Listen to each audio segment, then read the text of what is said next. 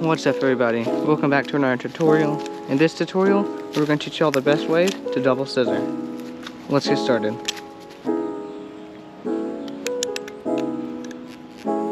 So the double scissor is basically the same thing as a normal scissor, you just throw one extra throw. So instead of catching it and going straight into a chaplain or a full twirl, you're going to want to throw the scissor, and when it's in like this position, this is the prime position. Because these handles are both right here, ready to, as soon as you pull, there comes the momentum. So with the way you pull is similar to, I don't know if you know it, a giraffe, but instead of stopping right here and going into that, you're gonna want to instead, when you do it, throw it. As soon as you feel like this handle touches your finger, throw it again and catch it in that same spot. And then from there, you can keep doing as many as you want, or end the trick however you want. So one of the main tips when you do a double scissor is probably that you're misdoing the timing. And you just don't come in time, or you kind of just catch it and you kind of just drop it, or kind of like throw it away from you. And then you can't really catch it well, but the way to fix that is simple. Now the main way to keep the momentum with a double scissor is when you throw a normal scissor, as the blade handle is about to touch your finger, you're going to want to do this motion with your fingers and kind of toss it up like you're going to do a rollover, but instead throw it, and it'll like still keep that same motion of the rollover, but it's just in the air, and that's why it looks cooler. And you can catch it with other fingers too, but just to keep it simple, do it with your normal fingers. And this trick is very similar to the giraffe, so I would recommend learning that.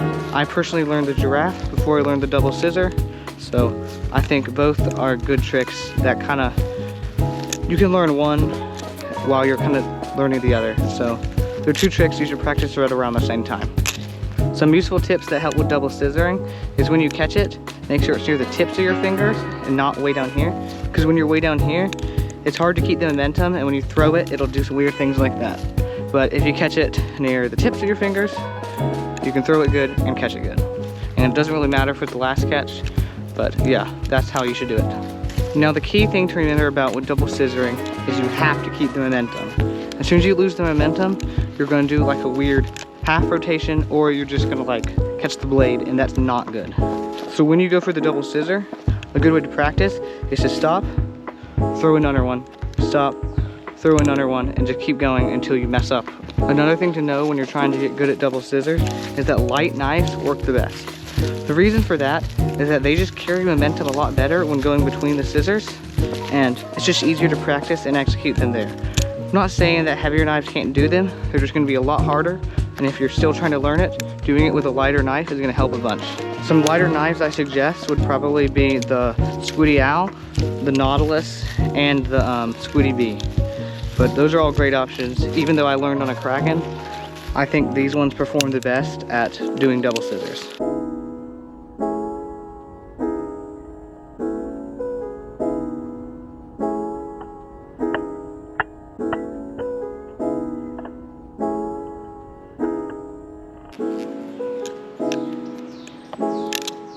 Well, that's it for this video.